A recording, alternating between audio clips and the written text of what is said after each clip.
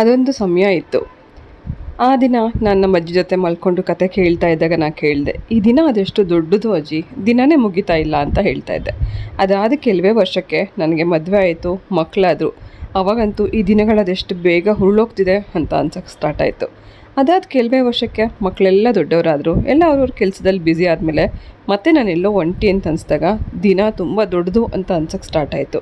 ಮತ್ತು ಕೆಲವು ವರ್ಷದ ನಂತರ ಮತ್ತೆ ನಾನು ಬ್ಯುಸಿ ಆದಮೇಲೆ ಈ ದಿನ ಮತ್ತೆ ಅದೆಷ್ಟು ಬೇಗ ಮುಗ್ದು ಹೋಗ್ತಿದೆ ಅಂತ ಅನ್ಸೋಕ್ಕೆ ಮತ್ತೆ ಸ್ಟಾರ್ಟ್ ಆಯಿತು. ಇದಕ್ಕೆಲ್ಲ ಕಾರಣ ಏನಂದರೆ, ನಾವು ಫ್ರೀ ಇದ್ದಾಗ ದಿನ ದೊಡ್ಡದು ಅನಿಸುತ್ತೆ, ಬ್ಯುಸಿ ಇದ್ದಾಗ ದಿನ ಚಿಕ್ಕದು ಅಂತ ಅನಿಸುತ್ತೆ. High dears, good morning. ಬೆಳಗ್ಗೆ ಇವತ್ತು ಬ್ಲಾಗ್ ಮಾಡ್ತಾ ಇದ್ದೀನಿ. 40 ಆರ್ಡರ್ ಬಂದಿದೆ ಇವತ್ತು. ಆಫರ್ ಕೊಟ್ಟ ಮೇಲಕ್ಕೆ ನಾನು ಒಂದು ಆಫರ್ ಕೊಟ್ಟಿದ್ದೆ. ಆಫರ್ ಪ್ರಯುಕ್ತ 40 ಆರ್ಡರ್ ಒಂದು ದಿನ ಕಳಿಸ್ತಾ ಇದ್ದೀವಿ. ಖುಷಿ ಆಗ್ತಿದೆ. ಸೊ ಪ್ಯಾಕಿಂಗ್ ಮಾಡಬೇಕು. ಅದಕ್ಕೂ ಮುಂಚೆ ಪ್ರತಿದಿನ ನಾವು ಎಷ್ಟು ಸೇಲ್ ಮಾಡ್ತಾ ಇದ್ದೀವಿ ಅಂತದನ್ನು ಪ್ರತಿದಿನ ನಾನು ನೋಟ್ ಮಾಡ್ತೀನಿ. ಪ್ರತಿ ಒಂದು ಡೈರಿನಲ್ಲೂ ಎವ್ರಿ ಡೇ ಎಷ್ಟು ಸೇಲ್ ಆಗ್ತಿದೆ, ಎಷ್ಟು ಪ್ರಿಪ್ರೇಷನ್ ನಾವು ಮಾಡ್ತಿದ್ದೀವಿ, ಎಷ್ಟು ಏನು ಹೊರಗಡೆಯಿಂದ ತರ್ತೀವಿ, ಪ್ರತಿಯೊಂದು ನಾನು ಲೆಕ್ಕ ಇಟ್ಟು ಮಾಡ್ತಾಯಿದ್ದೀನಿ. ಸೊ ಒಂದೊಂದು ಸತಿ ಕಮ್ಮಿ ಇರುತ್ತೆ, ಒಂದು ಸತಿ ಜಾಸ್ತಿ ಇರುತ್ತೆ, ಹೇಳೋಕ್ಕಾಗಲ್ಲ. ಇದು ಬಿಸ್ನೆಸ್ ಅಂತಂದಮೇಲೆ ಒಂದಿನ ಜಾಸ್ತಿ ಆಗ್ಬೋದು, ಒಂದಿನ ಕಮ್ಮಿ ಆಗ್ಬೋದು. ಸೊ ಇವತ್ತು ತುಂಬ ಖುಷಿ ಆಯಿತು. 40 ಜನಕ್ಕೆ ಇದು ಆರ್ಡರ್ಸ್ ನಾವು ಕಳಿಸ್ತಾ ಇರೋದಿರುತ್ತೆ. ಬನ್ನಿ ಕೆಳಗಡೆ ಹೋಗಿ ಪ್ಯಾಕಿಂಗ್ ಮಾಡಬೇಕು. ಅದಕ್ಕೂ ಮುಂಚೆ ಹರ್ಷಿತ್ನ ಎಬ್ಸ್ಕೊಂಡ್ಬರ್ಬೇಕು, ಇನ್ನೂ ಎದ್ದೇ ಇಲ್ಲ. ಇದು ಆ್ಯಕ್ಚುಲಿ ಒಂದು ದೊಡ್ಡ ಆರ್ಡರ್ ಹೋಗ್ತಾ ಇರೋದು, 2 kg ಆರ್ಡರ್, ಇದು 2.5 kg ಆರ್ಡರ್. ಸೊ ಇದಕ್ಕೆ ಯೂಸ್ ಮಾಡಿರೋದು 4 millet mix, 4 millet mix, 400 gram sambar powder, 4 millet mix, 400 gram sambar powder, ಮತ್ತು chicken mutton masala, 100 gram sambar powder and chicken mutton masala. ನಮ್ಮೆಲ್ಲ ವ್ಯೂವರ್ಸ್ಗೂ ಈ ಆಫರ್ ಸಿಗಬೇಕು ಅಂತನೋ ಕಾರಣಕ್ಕೆ ಮತ್ತೆ ನಾನು ಇಲ್ಲಿ ಹೇಳ್ತಾ ಇದ್ದೀನಿ. ವೀಕ್ಲಿ ಒನ್ಸ್ ನಾವು ಎಲ್ಲ ನಮ್ಮ ಕಸ್ಟಮರ್ಸ್ಗೆ ಒಂದು ಆಫರ್ ಕೊಡಬೇಕು ಅಂತ ಅಂದ್ಕೊಂಡಿದ್ದೀವಿ. ಹಾಗಾಗಿ ವೀಕ್ಲಿ ಒನ್ಸ್ ಏನೆಲ್ಲ ಆಫರ್ ಇರುತ್ತೆ ಅದನ್ನು ನಾನು ಇನ್ಸ್ಟಾಗ್ರಾಮಲ್ಲಿ ಅನೌನ್ಸ್ ಮಾಡ್ತಿರ್ತೀನಿ. ಸೊ ಪ್ಲೀಸ್ ಇನ್ಸ್ಟಾಗ್ರಾಮ್ ಪೇಜ್ನ ಫಾಲೋ ಮಾಡಿ. ತಂಗಾಳಿಯ ಆಲಾಪವೇ ಪಿಸು ಮಾತಿನ ಶೃಂಗಾರವೇ. ಈ ಹಾಡನ್ನು ಹಾಡಿ ಪ್ರಿಯಾ ವಾಟ್ಸಪ್ಪಲ್ಲಿ ನನಗೆ ಸೆಂಡ್ ಮಾಡಿದ್ಲು. ಅದೆಷ್ಟು ಸರ್ತಿ ರಿಪೀಟ್ ಮಾಡಿ ಕೇಳಿಸ್ಕೊಂಡಿದ್ದೀನಿ. ತುಂಬ ಮುದ್ದಾಗಿ ಹಾಡಿದಾಳೆ. ಈ ಥರ ಕೆಲಸ ಮಾಡುವಾಗ ಯಾವುದಾದ್ರೂ ಹಾಡು ಕೇಳಿಸ್ಕೊತಾ ಅಥವಾ ಮೋಟಿವೇಶ್ನಲ್ ಸ್ಪೀಚ್ ಕೇಳಿಸ್ಕೊತಾ ನಂಗೆ ಕೆಲಸ ಮಾಡೋದೊಂದು ಅಭ್ಯಾಸ. ಸೊ ಇವತ್ತಂದು ಅದೆಷ್ಟು ಸರ್ತಿ ನಾನು ಪ್ರಿಯಂದ ಸಾಂಗ್ನ ರಿಪೀಟ್ ಮಾಡಿ ಕೇಳಿಸ್ಕೊಂಡೆ. ಇದೊಂದು ಮೂವಿ ಸಾಂಗ್, ನಾನು ಇಲ್ಲಿ ಪೂರ್ತಿ ಹಾಕಕ್ಕೆ ಹೋದರೆ ಕಾಪಿರೈಟ್ ಆಗುತ್ತೆ. ಹಾಗಾಗಿ ನಾನು ಇದನ್ನು ಇನ್ಸ್ಟಾಗ್ರಾಮಲ್ಲಿ ಹಾಕಿರ್ತೀನಿ. ಸೊ ಪ್ಲೀಸ್ ಇನ್ಸ್ಟಾಗ್ರಾಮ್ನ ನೀವು ಇದು ಪೇಜ್ನ ಫಾಲೋ ಮಾಡ್ತಿದ್ರೆ ಇದೆಲ್ಲ ನಿಮಗೆ ತಿಳಿತಿರುತ್ತೆ. ಅದೇ ರೀತಿ ಇನ್ಸ್ಟಾಗ್ರಾಮಲ್ಲಿ ಕೆಲವು ರೀಲ್ಸ್ ನೋಡ್ಬೇಕಾದ್ರೆ ನನಗಿದು ಸಿಕ್ತು. ಎಲ್ಲ ಒಂದು ಕಡೆ ನನಗೆ ರಿಲೇಟ್ ಆಗ್ತಿದೆ ಅಂತ ಅನ್ನಿಸ್ತು. 90s ಕಿಡ್ಸ್ ಯಾರೆಲ್ಲ ಇದ್ದೀರಾ ಅವರು ಎಲ್ಲರಿಗೂ ಇದು ಟಚ್ ಆಗುತ್ತೆ. ಯಾಕೆಂದರೆ ನಾವೆಲ್ಲರೂ ಅದನ್ನು ಸಫರ್ ಮಾಡಿರ್ತೀವಿ. ಒಂದ್ಸತಿ ಇದನ್ನು ಕೇಳಿಸ್ಕೊಳ್ಳಿ. ಅಲ್ಲ, ಈ 90s ಹುಟ್ಟಿರೋರ್ದು ಹಣೆ ಬರ ದೇವರು ಅದು ಯಾವ ಮೂಡಲ್ಲಿ ಬರ್ದ ಅಂತ ಗೊತ್ತಿಲ್ಲ. ಬಿಕಾಸ್ ನನ್ಕಿಂತ ಮುಂಚೆ ಹುಟ್ಟಿರೋರೆಲ್ಲ ಮದ್ವೆ, ಮಕ್ಕಳು, ಸಂಸಾರ, ಜೀವನ ಅನ್ಕೊಂಡು ಏನೋ ಒಂದು ಡೀಸೆಂಟಾಗಿ ನಡ್ಕೊಂಡು ಹೋಗ್ತಿದ್ದಾರೆ. ನಾವು ಆದ್ಮೇಲೆ ಹುಡ್ದವರೆಲ್ಲ ಟ್ರಾವೆಲ್, ಸೋಲೋ ಕಪಲ್, ಅದು ಇದು, ಲವ್ವು, ಮಣ್ಣು ಮಸಿ ಅಂದ್ಕೊಂಡು ನೆಮ್ಮದಿಯಾಗಿದ್ದಾರೆ. ನಾವು ಆ ಕಡೆಗೂ ಇಲ್ಲ ಈ ಕಡೆಗೂ ಇಲ್ಲ, ಬರೀ ಹೂಕೋಸು, ಎಲೆಕೋಸು, ಬೀನ್ಸು, ತಿಕ್ಕು, ತೊಳಿ, ಸಂಪಾದನೆ ಮಾಡು, ಇದ್ರಲ್ಲೇ ಆಗೋಯ್ತು ಜೀವನ ಗುರು. ನಮ್ಮ ಬ್ಯಾಚ್ಗೆ ಎಲ್ಲ ಕಷ್ಟಗಳು. ಎಕ್ಸಾಮ್ ಪೇಪರ್ ಲೀಕ್ ಆಯ್ತಂತೆ 2-3 ಸತಿ ಎಕ್ಸಾಮ್ ಬರೆಯಂತೆ, 3-4 ಸತಿ ಓದಂತೆ ಗುರು. ನಿಜ ಅಲ್ವಾ ಅವ್ರು ಹೇಳಿದ್ದು? ನಿಜಕ್ಕೂ ನನಗೆ ಇದು ಕೇಳಿದ ತಕ್ಷಣ ತುಂಬ ನಗು ಬಂತು. ಹಾಗೆ ಇದು ಬರೀ 90s ಅಷ್ಟೇ ಅಲ್ಲ, 1900ನೇ ಇಸ್ವಿಯಿಂದ 2000ವರೆಗೂ ಹುಟ್ಟಿರೋವಂಥ ಪ್ರತಿಯೊಬ್ಬರಿಗೂ ಇದು ಖಂಡಿತ ಈ ಮಾತನ್ನ ರಿಲೇಟ್ ಆಗುತ್ತೆ ಅಂತ ಅನ್ನಿಸ್ತು. 6ಕ್ಕೆ ಏರಿದೆ 3ಕ್ಕೆ ಇಳಿದೆ, ಏನು ಹೇಳ್ತಾರೆ, ಹೆದರ್ಕೊಂಡು ಬದುಕೋದು ಮತ್ತು ಮರ್ಯಾದೆಗೆ ಹಂಚ್ಕೊಳ್ಳೋದು, ಇದೆಲ್ಲ ನಾವು ಮಾತ್ರನೇ. ಇದಕ್ಕೆ ಮುಂಚೆ ಇದ್ದವರೆಲ್ಲ ಗಂಡ ಹೆಂಡತಿ, ಮನೆ, ಮಕ್ಕಳು, ಸಂಸಾರ, ಒಂದು ಕೆಲಸ ಅಷ್ಟೇ ಇತ್ತು, ಯಾವುದೇ ಟೆನ್ಷನ್ ಇರಲಿಲ್ಲ. ಇವಾಗಿನವರು ಕೈ ತುಂಬ ಸಂಪಾದನೆ ಬರುತ್ತೆ, ಅದೇ ರೀತಿ ಚಿಲ್ಲಾಗಿ ಜೀವನ ಮಾಡ್ತಿದ್ದಾರೆ, ಅವ್ರಿಗೂ ಕೂಡ ಯಾವುದೂ ಟೆನ್ಷನ್ ಇಲ್ಲ. ಈ ಮಧ್ಯದಲ್ಲಿ ಹುಟ್ಟಿರೋಂಥ ನಮಗೆ ಮಾತ್ರನೇ ಟೆನ್ಷನ್, ಹಾಗೆ ಈ ಒದ್ದಾಟಗಳೆಲ್ಲವೂ ಜಾಸ್ತಿ. ಸೊ ನಿಜಕ್ಕೂ 90s ಹುಟ್ಟಿರೋ ಪ್ರತಿಯೊಬ್ಬರಿಗೂ ಇದು ರಿಲೇಟ್ ಆಗುತ್ತೆ. ನಿಜ ಹೇಳಿ, ನೀವೆಲ್ಲರಿಗೂ ಇದು ಒಂಥರ ಎಲ್ಲ ಒಂದು ಕಡೆ ಟಚ್ ಆಯ್ತಲ್ಲ. ಸೊ ಯಾರ್ಯಾರೆಲ್ಲ 90s ಕಿಡ್ಸ್ ಇದ್ದೀರಾ ಖಂಡಿತ ಇವಾಗಲೇ ಒಂದು ಲೈಕ್ ಮಾಡಿ ಹಾಗೆ ಕಮೆಂಟ್ ಮಾಡಿ. ಓಕೆ, ತುಂಬ ಆಯಿತು ಸೋಷಿಯಲ್ ಮೀಡಿಯಾ ಬಗ್ಗೆ ಇವತ್ತು. ಸ್ಟಾರ್ಟಿಂಗಿಂದ ಇದುವರೆಗೂ ಸಾಕಷ್ಟು ವಿಷಯಗಳನ್ನ ಹೇಳಿಬಿಟ್ಟೆ. ಬನ್ನಿ, ಇವತ್ತಿನ ಬ್ರೇಕ್ಫಾಸ್ಟ್ ನಾನು ಇಲ್ಲಿ ರೆಡಿ ಮಾಡ್ತಾಯಿದ್ದೀನಿ. ಅಜ್ಜಿ ಬಂದಿದ್ದಾರೆ, ಅಂದರೆ ನನಗೆ ಹೆಲ್ಪರ್ ಆಂಟಿ ಒಬ್ಬರು ಬರ್ತಿರಲ್ಲ, ಅವರು ನಮ್ಮ ಹೋಟ್ಲಲ್ಲಿ ಕೆಲಸ ಮಾಡ್ತಾಯಿದ್ದವರು. ಸುಮಾರು 8 ವರ್ಷ ನಮ್ಮ ಹೋಟ್ಲಲ್ಲಿ ಕೆಲಸ ಮಾಡ್ತಾಯಿದ್ರು. ಅಂದರೆ ನಾವು ಹೋಟೆಲ್ ಕ್ಲೋಸ್ ಮಾಡೋವರೆಗೂ ಸುಮಾರು 8 ವರ್ಷದಿಂದ ನಮ್ಮಲ್ಲೇ ಹೋಟೆಲ್ಲಿ ಕ್ಲೀನಿಂಗ್ ಕೆಲಸ ಮಾಡ್ತಾಯಿದ್ರು. ಇದಾದಮೇಲೆ ಬೇರೆ ಎಲ್ಲೂ ಆಂಟಿ ಕೆಲಸಕ್ಕೆ ಸೇರ್ಕೊಂಡಿರಲಿಲ್ಲ. ಬಂದಾಗೆಲ್ಲ ಹೇಳ್ತಾಯಿದ್ರು, ನಾನು ಎಲ್ಲೂ ಮತ್ತೆ ಇನ್ನು ಕೆಲಸಕ್ಕೆ ಸೇರ್ಕೊಳ್ಳೋಕೆ ಹೋಗಿಲ್ಲಮ್ಮ ಅಂತ. ಅವಾಗ ನಾನು ಹೇಳಿದ್ದೆ, ನಾವೇ ಒಂದು ಬಿಸ್ನೆಸ್ ಮಾಡಬೇಕು ಅಂತ ಅಂದ್ಕೊಂಡಿದ್ವಿ. ನಾವಿನ್ನೂ ಅವಾಗೆ ಸ್ಟಾರ್ಟ್ ಮಾಡೇ ಇರಲಿಲ್ಲ. ಆವಾಗಲೇ ಹೇಳಿದ್ದೆ ಆಂಟಿಗೆ, ಬೇರೆ ಎಲ್ಲೂ ಹೋಗೋದು ಬೇಡ, ನೀವು ಇಲ್ಲಿಗೆ ಬನ್ನಿ ಅಂತ ನಾನು ಹೇಳಿದ್ದೆ. ಆವಾಗಲೇ ಹೇಳಿದರು ಆಂಟಿ, ಖಂಡಿತ ಬರ್ತೀನಮ್ಮ ಅಂತ ಹೇಳಿದರು. ಸೊ ಹಾಗಾಗಿನೇ ನಾನು ಫಸ್ಟ್ ಎಂಪ್ಲಾಯಿ ಅಂತ ಆಂಟಿನೇ ತೊಗೊಂಡಿದ್ದು. ಆಂಟಿ ನಮ್ಮ ಹತ್ರ ಸುಮಾರು ವರ್ಷ ಕೆಲಸ ಮಾಡಿದ್ರಿಂದ. ಸೊ ಆಂಟಿ ಇವತ್ತು ಬಂದಿದ್ದಾರೆ ಹುರಿಯೋದಕ್ಕೆ ಅಂತ. ಹುರ್ಕೊಡೋದಕ್ಕೆ ಬರ್ತಾರೆ. ಏನಾದ್ರು ಮಿಲೆಟ್ಸ್ ಇರಲಿ, ಸಾಂಬಾರು ಪುಡಿದಾಗಲಿ ಎಲ್ಲ ಮೆಜರ್ಮೆಂಟ್ ನಾನು ತೆಕ್ಕೊಟ್ಬಿಟ್ಟು ಬರ್ತೀನಿ. ಆಂಟಿ ಹುರಿತಾ ಇರ್ತಾರೆ. ಅಷ್ಟರಲ್ಲಿ ನಾನು ಕೆಲಸ ಮುಗಿಸ್ಕೊಂಡು ಹೋಗಿ ನಂತರ ಆಂಟಿ ಜೊತೆಗೆ ಜಾಯ್ನ್ ಆಗ್ತೀನಿ. ಸೊ ಬೆಳಗ್ಗೆ ಬೇಗ ಬರ್ತಾರೆ. ಆಂಟಿಗೆ ಫಸ್ಟ್ ಬಂದ ತಕ್ಷಣ ಒಂದು ಗ್ಲಾಸ್ ಅಷ್ಟು ಮಾಲ್ಟ್ ಮಾಡಿಕೊಡ್ತೀನಿ. ಮಾಲ್ಟ್ ಕೊಡಿದ ನಂತರ ಸ್ವಲ್ಪ ಬ್ರೇಕ್ಫಾಸ್ಟ್ ತಿನ್ಬಿಟ್ಟು ನಂತರ ಹುರಿಯೋಕ್ಕೆ ಶುರು ಮಾಡಿದ್ರೆ ಮತ್ತೆ ಮಧ್ಯಾಹ್ನ ಊಟ ಮುಗಿಸ್ಕೊಂಡು ವಾಪಸ್ ಹೋಗ್ತಾರೆ. ಸುಮಾರು 3 ಗಂಟೆವರೆಗೂ ಕೆಲಸ ಮಾಡಿಬಿಟ್ಟು ಆನಂತರ ವಾಪಸ್ ಹೋಗ್ತಾರೆ. ಸೊ ಇದು ಬೆಳಗ್ಗೆ ಬಂದಿದ್ರು, ಹಾಗಾಗಿ ಬೇಗ ಬೇಗ ಬ್ರೇಕ್ಫಾಸ್ಟ್ ರೆಡಿ ಮಾಡ್ತಾಯಿದ್ದೆ. ಬೀಟ್ರೂಟ್ ಮತ್ತು ಕ್ಯಾರೆಟ್ ಪಲ್ಯ ಮತ್ತು ಚಪಾತಿ ಮಾಡ್ತಾಯಿದ್ದೀನಿ. ಸೊ ಬೆಳಗ್ಗೆ 7:30 8 ಗಂಟೆಗೆಲ್ಲ ಬಂದುಬಿಡ್ತಾರೆ. ಹಾಗೆ ಮಾತಾಡ್ತಾನೆ ಬ್ರೇಕ್ಫಾಸ್ಟ್ ರೆಡಿ ಮಾಡ್ತಾಯಿದ್ದೆ. ಆಂಟಿ ಹೆಸರು ಗೌರಮ್ಮ ಅಂತ. ನಮಗೆ ಒಂಥರ ತುಂಬ ದೊಡ್ಡ ಏಜ್ ಅವರು ಇವರು. ಎಲ್ಲ ಒಂದು ಕಡೆ ಅವ್ರು ಹೇಳೋ ಒಂದೊಂದು ಒಳ್ಳೊಳ್ಳೆ ಮಾತುಗಳು ಕೂಡ ತುಂಬ ಇಷ್ಟ ಆಗುತ್ತೆ. ಒಂದು ಮನೆಯಲ್ಲಿ ಹೆಣ್ಮಕ್ಳಿಗೆ ಹೇಗೆ ಬುದ್ಧಿ ಹೇಳ್ಕೊಡ್ತಾರೆ ಆ ರೀತಿ ಆಂಟಿ ಎಲ್ಲರಿಗೂ ಹೇಳ್ತಾ ಇರ್ತಾರೆ. ಅದು ನಂಗೆ ತುಂಬ ಇಷ್ಟ.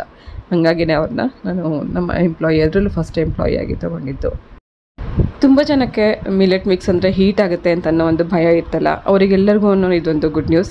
ಒಬ್ಬರು ನನಗೆ ಸಜೆಸ್ಟ್ ಮಾಡಿದ್ರು, ನೀವು ಯಾಕೆ ಇದಕ್ಕೆ ಗಸಗಸೆ ಆ್ಯಡ್ ಮಾಡಬಾರ್ದು ಅಂತ.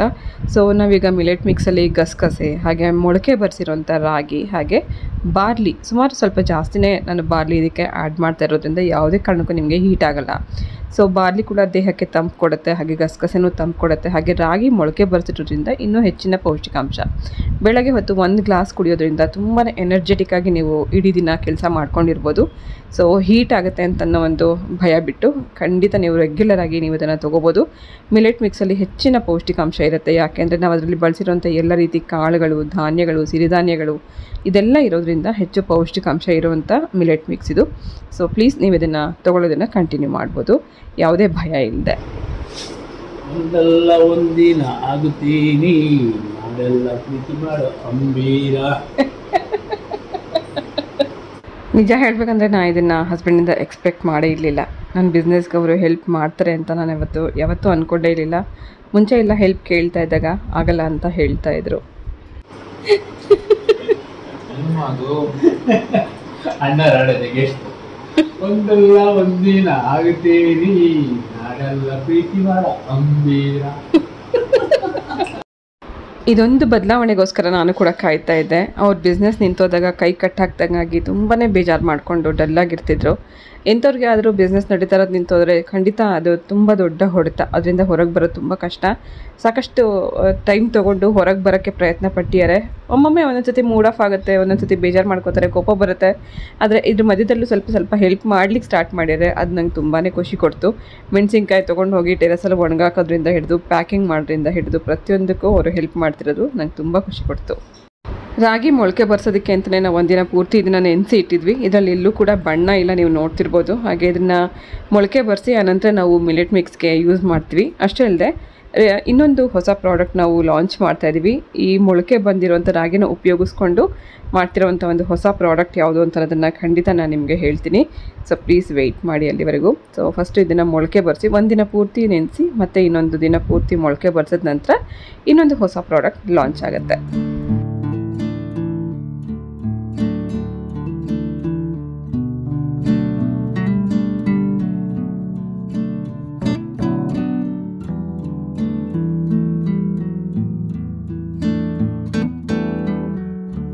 ಅಂಗಡಿಯಲ್ಲಿ ಸಿಗೋವಂಥ ಜಲ್ಜೀರಾ ನೀವು ಕುಡ್ದಿರ್ತೀರಲ್ವ, ಅದೇ ರೀತಿ ಮನೇಲೇ ಪ್ರೀಮಿಕ್ಸ್ ಪೌಡರ್ ರೆಡಿ ಮಾಡಿಕೊಂಡು ಬೇಕಂದಾಗ ಜಲ್ಜೀರಾ ಮಾಡ್ಕೊಂಡು ಕುಡಿಯುವಂಥ ವಿಧಾನ ಇವತ್ತಿನ ವಿಡಿಯೋದಲ್ಲಿ ನೋಡ್ಕೊಂಬರೋಣ. ಜಲ್ಜೀರಾ ಈ ನೀರನ್ನು ನಾವು ಡೈಜೆಷನ್ಗೂ ತೊಗೋಬೋದು ಅಥವಾ ನಮ್ಮ ದೇಹಕ್ಕೆ ತಂಪು ಕೊಡೋದಕ್ಕೂ ಕೂಡ ತೊಗೋಬೋದು. ಸೊ ಜಲ್ಜೀರಾ ಪ್ರೀ ಮಿಕ್ಸ್ ಮಾಡೋದಕ್ಕೆ ಮೊದಲೇದಾಗಿ ಇಲ್ಲಿ ಎಲ್ಲನೂ ಹುರ್ಕೊಂಬೇಡ. ಜಲ್ಜೀರಾಗೆ ಮುಖ್ಯವಾಗಿ ಜಾಸ್ತಿ ಬೇಕಾಗಿರೋದೆ ಜೀರಿಗೆ. 4 ಸ್ಪೂನಷ್ಟು ಜೀರಿಗೆ, ಅರ್ಧ ಸ್ಪೂನಷ್ಟು ಸೋಂಪು, 1 ಸ್ಪೂನಷ್ಟು ಕಾಳುಮೆಣಸು. ಇದು ಮೂರನ್ನು ಚೆನ್ನಾಗಿ ಘಮ್ ಅಂತ ಸ್ಮೆಲ್ ಬರೋವರೆಗೂ ಹುರ್ಕೋಬೇಕು. ಸೊ ಈ ಜಲ್ಜೀರಾ ಪೌಡರ್ನ ನೀವು ಪ್ರೀ ಮಿಕ್ಸ್ ಥರ ಮಾಡಿ ಇಟ್ಕೋಬೇಕು ಅಂದರೆ ಇದ್ರ ಜೊತೆಗೆ ಸ್ವೀಟ್ನೆಸ್ಗೋಸ್ಕರ ನೀವು ಸಕ್ಕರೆ ಅಥವಾ ಕಲ್ ಸಕ್ಕರೆನ ಉಪಯೋಗಿಸ್ಕೊಂಡು ಪ್ರೀ ಮಿಕ್ಸ್ ಪೌಡರ್ ರೆಡಿ ಮಾಡಿ ಇಟ್ಕೋಬೋದು. ಇದಿಷ್ಟೇ ಅಲ್ಲದೆ ಬೇರೆ ಕೆಲವು ಮಸಾಲೆಗಳನ್ನು ಕೂಡ ಮಿಕ್ಸ್ ಮಾಡ್ಕೊಳ್ಳೋಣ. ನಾನಿಲ್ಲಿ ಕಲ್ಸಕ್ಕರೆ, ಬಿಳಿ ಕಲ್ಸಕ್ಕರೆ ತೊಗೊಂಡಿದ್ದೀನಿ, ಅಥವಾ ಕೆಂಪು ಕಲ್ಸಕ್ಕರೆ ಕೂಡ ಉಪಯೋಗಿಸ್ಕೋಬೋದು, ಅಥವಾ ಕಲ್ಸಕ್ಕರೆ ಇಲ್ಲ ಅಂದರೆ ಸಕ್ಕರೆ ಹಾಕ್ಕೋಬೋದು. ಸುಮಾರು 1 ಕಪ್ಪಷ್ಟು ಸಕ್ಕರೆಗೆ ಹುರಿದಿಟ್ಕೊಂಡಿರೋಂಥ ಈ ಮಸಾಲೆಗಳನ್ನೆಲ್ಲ ಮಿಕ್ಸ್ ಮಾಡ್ಕೊಳ್ಳೋಣ. ಚೆನ್ನಾಗಿ ಗಮ್ ಅಂತ ಹುರ್ಕೊಂಡಿರೋದ್ರಿಂದ ಒಂದು ಒಳ್ಳೆ ಸುವಾಸನೆ ಇರುತ್ತೆ. ಮತ್ತು ಇದ್ರ ಜೊತೆಗೆ ಸುವಾಸನೆಗೋಸ್ಕರ 2 ಏಲಕ್ಕಿ ಹಾಕಿದ್ದೀನಿ. ಹಾಗೆ 1 ಸ್ಪೂನಷ್ಟು ಚಾಟ್ ಮಸಾಲ ಪೌಡರ್, ಅರ್ಧ ಸ್ಪೂನಷ್ಟು ಡ್ರೈ ಮ್ಯಾಂಗೋ ಪೌಡರ್ ಅಥವಾ ಆಮ್ಚೂರ್ ಪೌಡರ್ ಅಂತ ಸಿಗುತ್ತೆ. ಆನಂತರ ಅರ್ಧ ಸ್ಪೂನಷ್ಟು ಉಪ್ಪು. ಇದಿಷ್ಟನ್ನು ಹಾಕಿ ಮಿಕ್ಸ್ ಮಾಡಿಕೊಂಡ್ರೆ jaljeera pre mix powder ready ಆಗುತ್ತೆ. ಇದನ್ನು ಬಾಟ್ಲಲ್ಲಿ ಸ್ಟೋರ್ ಮಾಡಿ ಇಟ್ಕೊಂಡು ಬೇಕಂದಾಗ ನೀವು ಜಲ್ಜೀರಾ ಮಾಡ್ಕೊಂಡು ಕುಡಿಬೋದು. ಸುಮಾರು ತಿಂಗಳುಗಳವರೆಗೂ ನೀವು ಇದನ್ನು ಸ್ಟೋರ್ ಮಾಡಿ ಇಟ್ಕೋಬೋದು. ಒಂದು ಒಳ್ಳೆ ಘಮ ಇರುತ್ತೆ. ಇದನ್ನು ಸರ್ವ್ ಮಾಡುವಾಗ ಹುಳಿಗೋಸ್ಕರ ನಾವು ಆಮ್ಚೂರ್ ಪೌಡರ್ ಹಾಕಿದರೂ ಕೂಡ ಒಂದು ಅರ್ಧ ನಿಂಬೆಹಣ್ಣನ್ನು ರಸನ ಹಾಕಿ ಆನಂತರ ಜಲ್ಜೀರಾ ಪೌಡರ್ ಹಾಕಿ ಮಿಕ್ಸ್ ಮಾಡ್ಕೊಳ್ಳೋಣ. 2 ಗ್ಲಾಸಲ್ಲಿ ಅರ್ಧ ನಿಂಬೆಹಣ್ಣಿನ ರಸ ಹಾಕಿದ್ದೀನಿ. ಆನಂತರ ತಣ್ಣಗಿರೋದಕ್ಕೋಸ್ಕರ ಐಸ್ ಕ್ಯೂಬ್ ಹಾಕೋಣ. ಹಾಗೆ ಫ್ಲೇವರ್ಗೋಸ್ಕರ 1-2 ಪುದೀನ ಎಲೆಗಳನ್ನು ಹಾಕಿ ಆನಂತರ 1 ಸ್ಪೂನಷ್ಟು ಜಲ್ಜೀರಾ ಪೌಡರ್ ಹಾಕೋಣ. ಸೊ ಇದು ತಣ್ಣಗಿರುವಾಗಲೂ ಕುಡಿಬೋದು, ಅಥವಾ ನಾವು ಒಂದು ಬಾಟ್ಲಲ್ಲಿ ಏನು ತೊಗೊಂಡು ಬಂದು ಕುಡಿತೀವಲ್ಲ ಆ ರೀತಿ ಬಾಟ್ಲಲ್ಲಿ ಹಾಕಿ ಫ್ರಿಡ್ಜಲ್ಲಿ ಇಟ್ಕೊಂಡು ಕೂಲ್ ಮಾಡ್ಕೊಂಡು ಕೂಡ ಕುಡಿಬೋದು. ಸೊ ನಾನಿಲ್ಲಿ ಬರೀ ನೀರನ್ನು ಹಾಕಿದ್ದೀನಿ. ಮಡಕೆ ನೀರು ಹಾಕ್ಕೋಬೋದು, ಅಥವಾ ಐಸ್ ವಾಟರ್ ಹಾಕ್ಕೋಬೋದು, ಅಥವಾ ಸೋಡಾ ಹಾಕ್ಕೊಂಡು ಕೂಡ ನೀವು ಇದನ್ನು ಕುಡಿಬೋದು.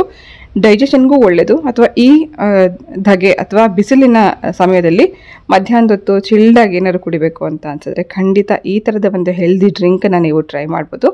ಹೊರಗಡೆ ಸಿಗುವಂಥ ಜಲ್ಜೀರಾಗೆ ಕಂಪೇರ್ ಮಾಡಿಕೊಂಡ್ರೆ ಇದು ತುಂಬಾ ಹೆಲ್ದಿ, ಅಷ್ಟೇ ರುಚಿಯಾಗೂ ಇರುತ್ತೆ. ಒಂದ್ಸತಿ ನೀವು ಕೂಡ ಟ್ರೈ ಮಾಡಿ ನೋಡಿ.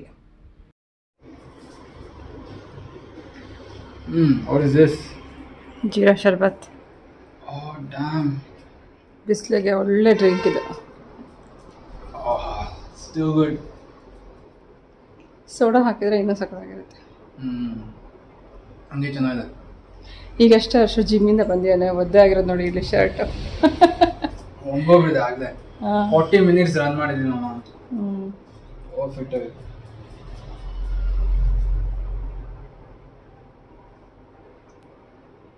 ಸೊ ರಿಫ್ರೆಶಿಂಗ್ ಆಗಿದೆ. ನನಗೆ ಆಗಲೇ ಫುಲ್ ಸುಸ್ತಾಗ್ಬಿಟ್ಟಿದೆ. ಅದ್ರ ಮೇಲೆ ಇದು ಕುಡಿತೀನಲ್ಲ, ಅಮೇಝಿಂಗ್.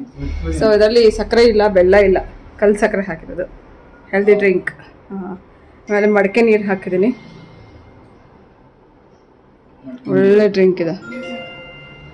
ಮಧ್ಯಾಹ್ನದ ಸಿಂಪಲ್ ಲಂಚ್ ಇಲ್ಲಿ ನಾನು ಇಲ್ಲಿ ರೆಡಿ ಮಾಡ್ತಾ ಇದ್ದೀನಿ. ಮೊದಲೇ ಬೇಳೆ ಬೇಯಿಸಿ ಇಟ್ಕೊಂಡಿದ್ದೆ, ಹಾಗೆ ಅನ್ನ ಕೂಡ ರೆಡಿ ಮಾಡಿದ್ದೀನಿ. ಇಲ್ಲಿ 1 ಕಪ್ಪಷ್ಟು ಹೆಸರುಬೇಳೆ ಜೊತೆಗೆ 3 ಟೊಮೆಟೊ, 3 ಹಸಿಮೆಣಸಿನ್ಕಾಯಿ ಹಾಕಿ ಸ್ವಲ್ಪ ನೀರು, ಅರಿಶಿನ ಹಾಕಿ ಸ್ವಲ್ಪ ಎಣ್ಣೆ ಹಾಕಿ 2 ವಿಸಿಲ್ ಕೂಗಿಸ್ಕೊಂಡಿದ್ದೆ. ಆನಂತರ ನಾವು ಇದಕ್ಕೆ ಒಗ್ಗರಣೆ ಮಾಡ್ಕೊಳ್ಳೋಣ. ಸ್ವಲ್ಪ ಎಣ್ಣೆಯಲ್ಲಿ ಜೀರಿಗೆ ಮತ್ತು ಕಟ್ ಮಾಡಿ ಇಟ್ಕೊಂಡಿರೋಂಥ ಬೆಳ್ಳುಳ್ಳಿ ಹಾಕಿ ಇದೆರಡು ಚೆನ್ನಾಗಿ ಅದು ಘಮ್ ಅಂತ ಸ್ಮೆಲ್ ಬರೋವರೆಗೂ ಹುರ್ಕೋಬೇಕು. ಇದು ಹುರ್ಕೊಂಡ ನಂತರ ನಾವು ಇದಕ್ಕೆ ಸ್ವಲ್ಪ ಇಂಗು ಹಾಕೋಣ. ಬೇಳೆ ಉಪಯೋಗಿಸಿರೋದ್ರಿಂದ ಡೈಜೆಷನ್ಗೆ ಒಳ್ಳೆಯದು, ಹಾಗೆ ಗ್ಯಾಸ್ಟ್ರಿಕ್ ಆಗೋಲ್ಲ. ಆನಂತರ 1 ಈರುಳ್ಳಿ ಕಟ್ ಮಾಡಿರೋದನ್ನು ಹಾಕಿದ್ದೀನಿ. ಈರುಳ್ಳಿ ಲೈಟಾಗಿ ಟ್ರಾನ್ಸ್ಪರೆಂಟ್ ಆಗೋವರೆಗೂ ಹುರ್ಕೋಬೇಕು. ಟೊಮೆಟೊ ನಾನು ಇಲ್ಲಿ ಬೇಯಿಸಿಟ್ಕೊಂಡಿರೋದ್ರಿಂದ ಒಗ್ಗರಣೆಯಲ್ಲಿ ತುಂಬ ಹೊತ್ತು ಬೇಯಿಸೋವಂಥ ಅವಶ್ಯಕತೆ ಇರಲ್ಲ. ಸೊ ಚೆನ್ನಾಗಿ ಬೆಂದಿರುತ್ತೆ. ಒಂದೇ 1 ನಿಮಿಷ ನಾವು ಒಗ್ಗರಣೆಯಲ್ಲಿ ಮಿಕ್ಸ್ ಮಾಡಿಕೊಂಡ್ರೆ ಸಾಕು. ಹಾಗೆ ನಾನು ಇಲ್ಲಿ ಟೊಮೆಟೊ ಸಿಪ್ಪೆ ಕೂಡ ತೆಗಿತಾ ಇಲ್ಲ, ಹಾಗೆಯೇ ಹಾಕಿ ಬೇಯಿಸ್ಕೊತಾ ಇದ್ದೀನಿ. ಸೊ ಇದೊಂದು ಸಿಂಪಲ್ ಲಂಚಿಗೆ, ಹಾಗೆ ಒಂದು ರುಚಿಯಾಗಿರೋಂಥ ಲಂಚಿಗೆ ಇದು ಈ ಥರದ ಒಂದು ದಾಲ್ ಫ್ರೈ ಅಥವಾ ಹೆಸರುಬೇಳೆ ತೊವ್ವೆ ತುಂಬ ರುಚಿಯಾಗಿರುತ್ತೆ. ಇದಕ್ಕೆ ಖಾರಕ್ಕೆ ಬೇಕಾಗುವಷ್ಟು ಅಚ್ಕಾರದ ಪುಡಿ ಹಾಕಿದ್ದೀನಿ. ಅಚ್ಕಾರದ ಪುಡಿ ಹಾಕೋಬೋದು, ಅಥವಾ ಸಾಂಬಾರು ಪೌಡ್ರ್ ಕೂಡ ನೀವು ಬೇಕಿದ್ರೆ ಹಾಕೋಬೋದು. ಇವೆರಡರಲ್ಲಿ ಯಾವುದಾದ್ರು ಒಂದು.